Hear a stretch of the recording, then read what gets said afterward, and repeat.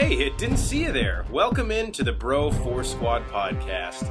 I am Jeff Hornacek. Guys, thank you so much for joining us. This is our 20th episode where we're finally at the point where, like, come on, just sell us a beer. God, there's no cops here. If you've not listened to us before, we are just a bunch of bros that like to talk superheroes, movies, and superhero movies. Let's go around and meet the rest of the bros on the podcast with me. As always, in his lab, the mad scientist, Brian Banner. Banner, what's going on tonight? Oh, not a whole lot. I've got some good stuff cooking for when we get to our chest day topic, so I'm ready to rock and roll. I gotta say, anytime I intro you and you don't use any type of fake accent, I think we win as a pod and as a... But, you know, keep your creativity. Don't get rid of that. Hey, man, I can do something else if you want me to, man. All right. And now into the ICU ward, making his return from hospital, bed rest, the brink of death, our very own heel, Matt Geiger. Matt, it's honestly just good to see you alive and with some color in your face. Exactly, man. Getting your wisdom teeth out is no joke. And I want to thank all the fans for the mail they sent me saying to choke them own blood and they hope I die and the pod's so much better without me. Yeah, they're all from Banner pretty much. One was kind enough. Kind of a fate with God. I was laying in bed just wondering if I'm going to make it. But then I remembered as a teenager I beat acne. So, God damn it, I can beat this too. And then I masturbated and went to sleep. But the next day, I really got up on my feet and started taking care of myself. And I'm glad to be back, for sure. A true inspirational story, almost as if it came out of scripture in itself. All right, guys, if you've not listened to us before, we like to break things down into a couple different categories. The first category and the most important category for all bros is, of course, chest day. That's right. It's the number one thing you do when you wake up, and it's the number one thing we're talking about today. As always, we get our news from Geek Motivation. Check them out at Geek Motivation and their website, geekmotivation.live. And this story is one that's not a secret to anybody who would be listening to this podcast. But Tom Hardy is Eddie Brock in Venom. The upcoming film from Sony's Marvel Universe is releasing on October 5th, 2018. Production starts this fall. The team behind Venom consists of writers Scott Rosenberg and Jeff Pinker, as well as Zombieland's Ruben Fleischer, who is set to direct. So, guys, as we get into our thoughts, we actually have an awesome question we found on the internet from our good friend Chris Gonzalez at the Chris Gonzo, and he says, with Venom supposedly starting production this fall, do you think the release will get pushed back? So, Banner, let's go to you first. Will it get pushed back? What are your thoughts on this movie, and specifically Tom Hardy as Eddie Brock in Venom? It's not going to get pushed back. Sony's going to push this through. They're going to finish it in about 6 months. Sony has nothing else going for them. They kind of sold out on Spider-Man. They gave it and sharing it with the MCU now. Fantastic Four, they're just never going to get right. So this is kind of their last dish effort.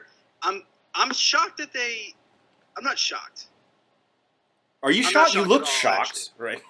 No, I'm not shocked actually at all. I'm a little surprised that they are saying they're going to still release this so soon.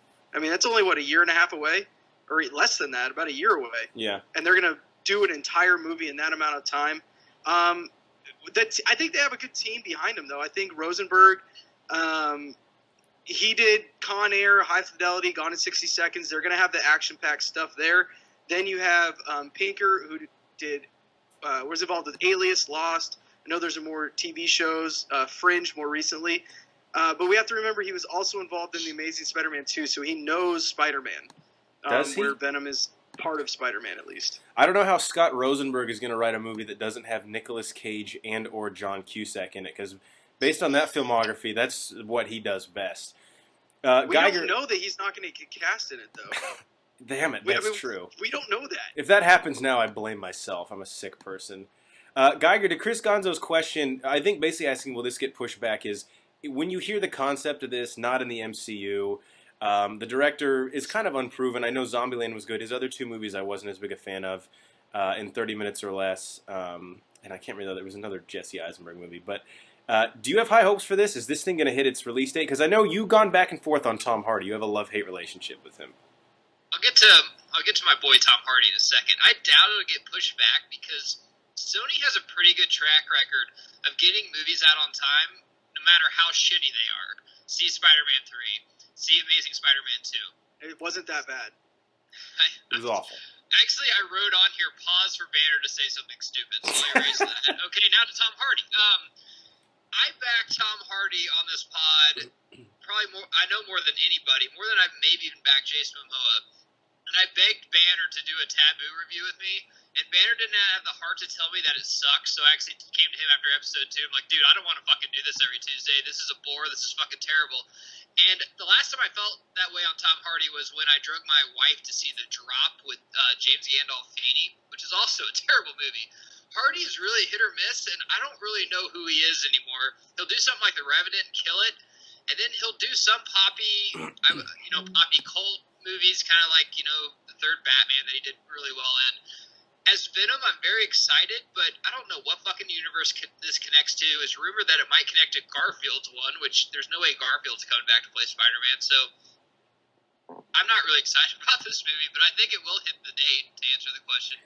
I'm going to answer this the way that I answer most of these. I'm intrigued now. We both know the first trailer will kick so much ass that then I'll definitely be excited. It's going to be R-rated is the rumor right now. I hope they don't hold back. I don't know how Venom works without Spider-Man. And if this is connected to the Andrew Garfield one, I don't know how Eddie Brock is twice Peter Parker's age. But I'm interested to see what they do with it. I'm going to give this a shot. To answer Chris's question, I think it will be pushed back. I don't know. I just have a feeling that we're going to start to get some news coming up that something happened. The lighting guy tripped and fell, or like the script isn't right, and they have to move it back. But as with all these movies, we're not those asshole fans that root for anything to suck. I hope it's good. I just don't feel like it will be. So call that what you want. All right, guys. After chest day, you have to recover. Everyone knows that. Your body is a temple, and we have to take care of it. So our second topic is always our protein shake. I prefer a little strawberry flavored. I know Geiger likes to throw some peanut butter in his every now and then. Don't deny it. So our protein shake topic is, with Wonder Woman set to grace theaters next week and early reviews being very positive, we are hoping the DCEU is gaining some momentum. With Suicide Squad and BVS both being big hits with diehard fans but floundering with critics, the DCEU might have its first success on both fronts. So, our question again, we dug up from the internet, is from Jonathan Santiago at Frazo, which is a pretty awesome Twitter handle. And he says, guys, would you be surprised if Wonder Woman is more favorable and a better film than Man of Steel? Geiger, you are the resident DC fan here, so I'll toss this to you first. That I am, Jeffrey. And actually, you can throw avocado in a protein shake as well, instead of peanut butter. It tastes exactly the same. This is a fantastic question. They're both a nut. It still gets you full up, for sure. This is an interesting question. For me, I don't think there's any way it's going to be better than Man of Steel. That's just for me. I love Man of Steel. Every time I watch it, it gets better. The acting depth is way bigger in Man of Steel. I mean, besides Chris Pine and Gal Gadot, there's really nobody else in this. Now, for the average fan and critic, I think this is going to be the best DC movie to date. Just for the marketing's sake, it's simple. It doesn't have to connect to a bunch of shit because it's set so back in the past. And I think they're finally just taking a breath back. It's like, okay, we have a character, we probably have a villain that we're really not sure of, and then we got a side character, Chris Pratt. Let's just tell a story instead of having like 20 fucking different characters with a bunch of shit going on and trying to mingle it at the very end. So, yeah, I think this will be the best DCU film to date for everyone but me, who's a huge Superman fan. I did like Man of Steel.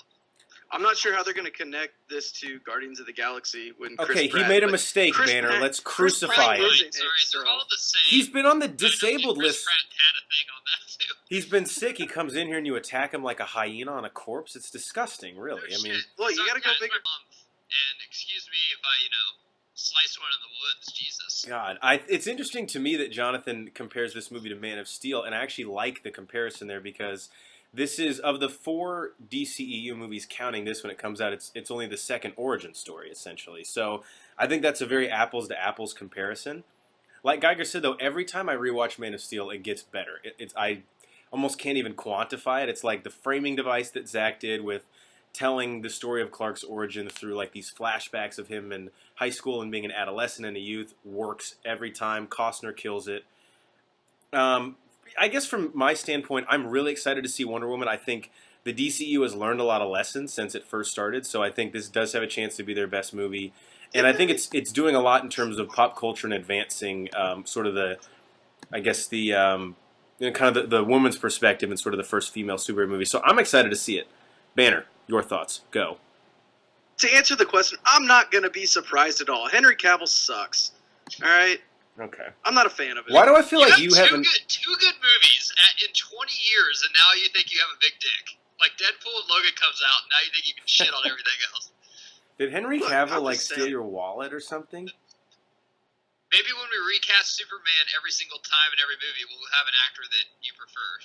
That's fine. We can do that. We'll eventually get it right. No, in all seriousness, no. You did it with Stryker. No. Okay, we're not talking about Stryker today. We did do it with Stryker. Which time? In all seriousness, this movie has all the right things going for it in Wonder Woman. It's got a female role that's, I mean, obviously that's going to be good for viewers to go to. You have Chris Pine, who naturally is going to bring in some comedy. And you have a character that we've already met in BVS. And so now they can start to build on that and develop her character a little bit more, which is something that we haven't seen in the DCEU yet. And I'm very excited to see that. They had me sold at Chris Pine and Gal Gadot, I gotta say. I mean, like, I'm in. 100%. It's gonna be. I think it's gonna be great. I'm really excited. Very excited. But to answer your question, I won't be surprised. Awesome. All right, to our third and final segment, Banners, there's something you've been meaning to ask our listening audience out there? I've actually been wanting to ask Geiger, you know, with you being sick and on the DL here recently, do you even lift? Do you even lift, bro? I started back into it. The dentist said that it would do something to my blood clot or something, but I snuck in a chest day on day 3. You sly bastard. And that brings us to our third segment. Our third segment and final one. Do you even lift, bruh? Where we just go rapid fire with some questions across the internet. Our first one comes to us with a friend of the pod, Chris Woodburn. We've read your questions before because they're always awesome. And yes, we only threw this one in here to rile Geiger up because he's sick, he's weak, and we need to attack him like the vicious animals we are. So we'll just let Geiger handle this one. Chris Woodburn says, at Chris Woodburn83, do you think WB is going to ruin Superman's big reveal in Justice League in a trailer or TV spot? Geiger. Chris, this is a fantastic question. It's something I pray to God every night that they don't do. First off, we need to have Affleck just stay the fuck off Kimmel, because anytime that happens, he basically just shows us the whole fucking movie. That's true. So Kimmel gets that out of people. He doesn't really say anything political, so Colbert won't have him on, and he's stay off Fallon and all that shit. I hope to God not. This is the reason. Well, I'm a DC fan, but this is most of the reason people are paying $30 to see this shit in 3D. Is what is Henry Cavill gonna look like? Is he gonna have a beard? Is he gonna have the long hair? Is he gonna have the black suit? Is he gonna be evil? Are they gonna tease Injustice? Like, what the fuck's he gonna be? Because we all know he's coming back. But don't, please, for the first time, we're telling us not to show us. The Bro Force Squad is saying, do not show us until we actually get to a fucking movie. Just don't even, I wouldn't even hint at it. Just don't even fucking show the S. We know he's in there. And God, it sucks, dude. You know they're going to. The marketing we got for like 4 months before this fucker comes out. the trailers for BVS were incredible, but the problem was there's just too many of them. Of course, I'm going to watch them. I'm a sick person. I'm going to watch everything you throw at me, but that doesn't mean it's for my own good. You know. Here's a fun game. Have everyone that's seen BVS go around the room and everyone just say the best scene that they thought in the movie, and you can't use it twice, but every time someone says that best scene or a line, drink when it was in the fucking trailer. And like everyone wins because you're going to get drunk. There's not one thing from that movie that I could say, man, that was awesome, but I already saw it in the trailer 2 months actually before it came out. All right. Just chill. Banner, you got anything before we move on to the next question? No, Geiger summed it up. Of course they're going to show us. All right, our second question that we found on the internet comes from Jonathan Barrier at Cinematic Johnny, another great handle. And he says, is there a genre of film you'd like to see Christopher Nolan tackle that he hasn't? I got a little bit crazy with this one. I don't think this will ever happen, but how sick would a comedy be directed by Christopher Nolan starring Cillian Murphy and Michael Caine? Sir Michael Caine. Chris, I'll tell you what, I have the acting chops, I have the sense of humour, you've utilised it already in 3 Batman movies. Let me do it in front of the film for this one. That's what I want to see. A comedy, like Michael Caine is like Cillian Murphy's grandpa or something. Make it happen. 3 Butler movies. Yeah, he could be a butler, that works. Banner, you got anything for a Christopher Nolan genre you'd like to see him tackle? I think it would be interesting to see him tackle one of these live-action Disney movies. Wow. Yes. Okay. Do you have one in mind? I know I'm putting you on the Over spot. Favreau? Maybe like Hercules. Damn. Yes. Let's make it. Oh my God. That's the smartest thing you've ever said on this podcast. I mean, I don't want to get ahead of myself, but probably. All right. Shit. Geiger, you told me yours off pod and it's awesome. So tell the people what genre you'd like to see Nolan mess with. Westerns. Everyone knows I have a chubby for westerns, and let's look at his acting roster that loves him. Bale has already been in 310 to Yuma. Leo and Hardy, who we've always seen in The Revenant. You get Middleton in there. You could get Murphy in there, like you said.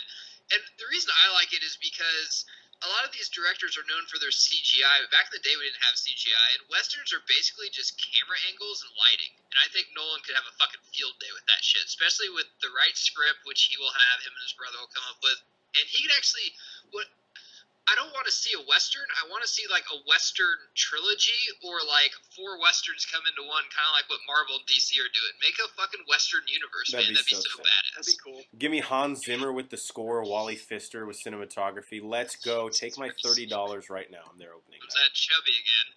Tell my wife I'm ready after this. I don't know. The medication can't fight this one. Yeah.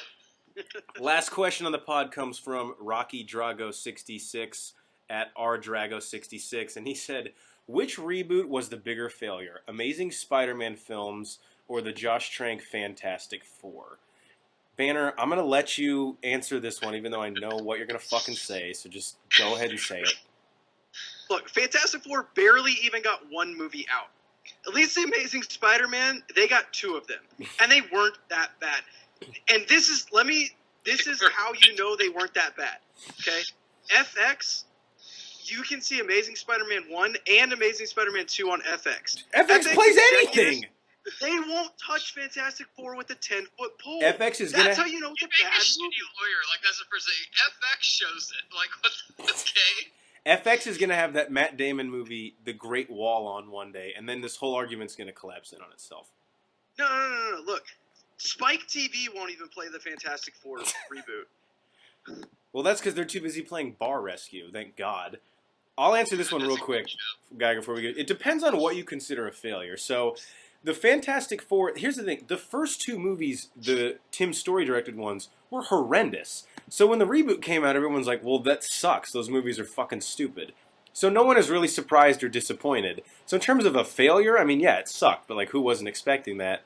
With The Amazing Spider-Man's, sans the third one, I thought Raimi did an awesome job with the first 2, so to see the second one and Jamie Foxx, like even Jennifer Lawrence would say Jamie Foxx mailed in his Electro performance, that was rough. So I just have to say Spider-Man here. Geiger, what do you got? First off, Banner's wrong. The new Fantastic Four reboot was 2 movies. If you ever fucking seen the first one, it basically was 2 movies.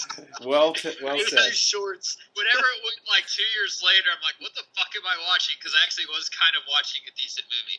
The biggest failure for me is Amazing Spider-Man's, and here's why. It's been proven. I don't think it would be that hard because I've read the comics, but it's been proven. Apparently, it's really hard to make a good Fantastic Four movie because we've never really seen it done. It's not that hard to make a good Spider-Man movie.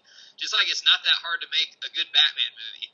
And they failed so bad that the suits at Sony that are right about everything just basically crawled to Marvel and said, dude, you do it. We just want to make money off of it. And they're going to prove how big a failure they are because after Marvel makes Spider-Man look fucking fantastic at Homecoming here in a couple months, Sony's going to take it back and fuck it up again. So I'm going to go with Amazing Spider-Man, even though the first Amazing Spider-Man I like better way more than any Fantastic Four movie. And Amazing Spider-Man 2, I actually would probably watch more than any Fantastic Four movie except for maybe the first one. They all kind of suck. But I'm going to go with that one, man, because a Spider-Man movie is not that hard to make. You have so many comic book material. You have so many villains to choose from. Fantastic Four is kind of a hard movie to make. All right, guys. On that note, we will end the podcast. That's a great question, though. It took me like 20 minutes. I was like, God, they all suck. I don't even know. Thank you, Rocky Drago, for sending that over. All right, guys. Before we head out, actually, I have kind of a sad note that I'll just speak on for the guys.